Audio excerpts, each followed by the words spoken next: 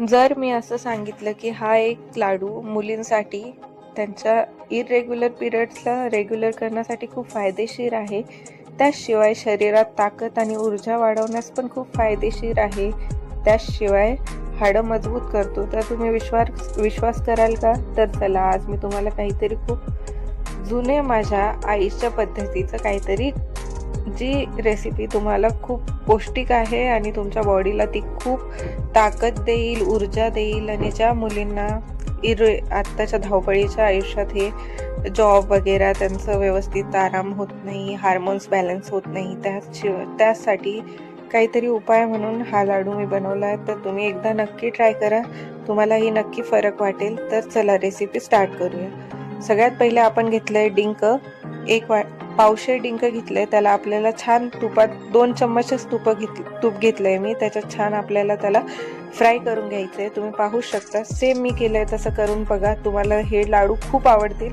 आणि ह्याच्यात कुठल्याच प्रकारे मी शुगरचा यूज केलेला नाहीये. ह्याच्यात फक्त गूळ मी टाकलंय, कारण की खूप लोकांना BP वगैरे शुगर नको, म्हणून एकदम नॅचरल पद्धतीने छान असं एकदा तुम्ही नक्की ट्राय करा. तर आपले तुपात डिंक छान फ्राय झाल्यावर आपण आता काजू आणि बदाम, एक चम्मचच आपण तूप घ्यायचे, जास्त तुपात आपल्याला त्याला फ्राय करायचं नाहीये, फक्त ड्राय रोस्ट करायचे. त्यासाठी मी फक्त एक चम्मच तुपात सगळं जे ड्राय फ्रुट्स आहेत ते मी केले, तुम्ही पाहू शकता. पहिले आपण डिंक फ्राय करून घेतलंय, त्यानंतर आता आपण बदाम मी घेतले होते पावशेर, आणि काजू पण मी पावशेर घेतला होता. ते छान फ्राय करून झाले. सो आता आपल्याला कढईत टाकायचे खोबरा, जो की आपण वाटून घेतलेला आहे. तर आता मी खोबरा घेतला होता अर्धा किलो. माझ्या मापानुसार जर तुम्हाला कमी जास्त करायचं आहे तर तुम्ही करू शकता. तर आता ते झाल्याच्या नंतर आपल्याला छान खोबऱ्याला पण ड्राय रोस्ट करून घ्यायचं आहे. थोडं गोल्डन ब्राऊन होईपर्यंत त्याला छान परतून घ्यायचं आहे. तर तुम्ही पाहू शकता, छान गोल्डन ब्राऊन झालंच आहे. आपल्याला छान 2-3 मिनिटं परतून घ्यायचं आहे, ज्याने की ते खालीवर व्यवस्थित छान भाजल्या जाईल. तर आता बघा, तुम्ही पाहू शकता, मी फक्त 1 चम्मच पण तूप घेतलं नाही, अर्धाच चमचा घेतला. त्याच्यात आपल्याला आता टाकायची खारीक, जी की आपण फोडून घेतली आहे छान. तिला पण छान गोल्डन ब्राऊन होईपर्यंतच आपल्याला परतून घ्यायचं आहे. आणि मी ह्याच्यात खारीक घेतली अर्धा किलो आणि खोबरं अर्धा किलो, दोघंच अर्धा किलो घेतलंय. त्याशिवाय बाकीचे ड्रायफ्रूट्स पूर्ण पावशेर आहेत. आता त्यानंतर आपल्याला परत थोडं तूप टाकायचं आहे कढईत. तुम्ही एकदा नक्की ही रेसिपी ट्राय करा, तुम्हाला फरक जाणवला तुम्ही मला कमेंटमध्ये नक्की सांगाल. त्यानंतर आपण घेतलंय अक्रोड पण आपल्याला छान परतून घ्यायचे. त्यानंतर इलायची घेतली आहे मी, इलायची पण पावशेरच आहे. अक्रोड पण पावशेर आणि इलायची ही पावशेर घेतली आहे. तर छान फ्राय करून घेतलं. आणि त्यानंतर मी ह्याच्यात सनफ्लावर सीड्स ॲड करते आणि पंपकिन सीड्स, ज्याने की हे इरेग्युलर पिरियड्सला रेग्युलर करण्यात खूप हेल्प करतात. हे आपल्या इनबॅलन्स हार्मोन्सला बॅलन्स करण्यात खूप हेल्प करतात, आणि मुलींना त्यांच्या इरेग्युलर पिरियड्सला रेग्युलर करण्यात फार अनुभवी आहे. सो एकदा तुम्ही नक्की ट्राय करा.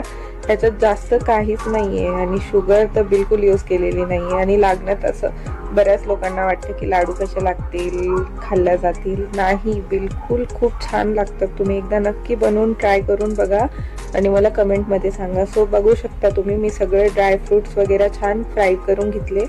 त्यानंतर आपण जे डिंक फ्राय केले होते त्याला आपल्याला छान मॅशरने मॅश करून घ्यायचे, कारण की ते मोठे मोठे राहिले तर आपला लाडू व्यवस्थित बांधता नाही येणार. त्यामुळे आपण त्याला छान मॅश करून घ्यायचे. आणि त्यानंतर तुम्ही पाहू शकता, मी सगळे ड्रायफ्रुट्स वगैरे मिक्सरमध्ये ग्राइंड करून घेतलंय. तर तुम्ही पण तसंच सगळं ग्राइंड करून घ्यायचंय. तुम्ही एकदा ही रेसिपी कराल तर तुम्ही नक्कीच मला कमेंटमध्ये सांगाल की हो, फरक आहे म्हणून. तर तुम्ही एकदा नक्की बनवून बघा, तुम्हाला पण खूप आवडेल ही रेसिपी. त्यानंतर मी घेतली एक गुळाची गिरी, ज्याला की मी छान मॅश करून घेते, किसून घेते, ज्याने ते पाक करण्यात सोपं जाईल. तर माझं गूळ किसून झालंय. तर मी तुम्ही माझा अंदाज बघू शकता, मी फक्त 1 चमचा कढईत तूप टाकलंय. आणि आता त्याच्यात आपण टाकणार आहोत जे आपण किसून घेतलंय तो गूळ.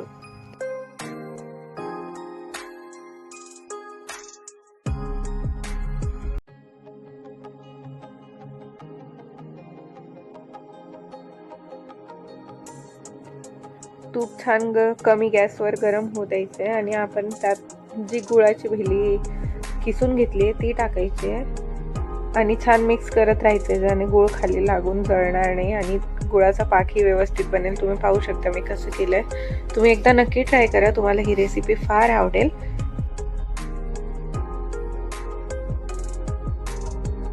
तर सगळ्यात आधी आपल्याला करायचं आहे मोठे पातेलं किंवा परात घेऊन आपण जे खोबरं आणि खारीक वाटून घेतले ते घेतले, त्याच्यात बाकीचे ड्रायफ्रूट्स जे वाटून घेतले त्याचं पावडर ॲड केलं आहे. त्यानंतर डिंक जे मी मॅश करून घेतलं होतं ते त्याच्यात ॲड केलं आहे आणि आपलं गरम झालेलं गुळाचं पाक ते आपण आता त्यात ॲड करणार आहोत आणि छान मिक्स करून घ्यायचं आहे. जर तुमचा अंदाज वाढला असेल खोबऱ्यामुळे खारीकमुळे तर तुम्ही आणखी गुळाचं पाक त्यात ॲड करू शकता. तर एकदा ही रेसिपी नक्की ट्राय करा. तुम्हाला कशी वाटली, व्हिडिओ कसा वाटला हे कमेंटमध्ये नक्की सांगा आणि असाच सपोर्ट राहू द्या आणि एकदा हे नक्की ट्राय करा. तुम्ही नक्की मला सांगाल की तुम्हाला फरक आहे. सो येस, अशाच नवीन नवीन मी रेसिपी तुमच्यासाठी घेऊन येईल. माझे व्हिडिओ बघत राहा, लाईक करत राहा. Thanks for watching. Bye bye.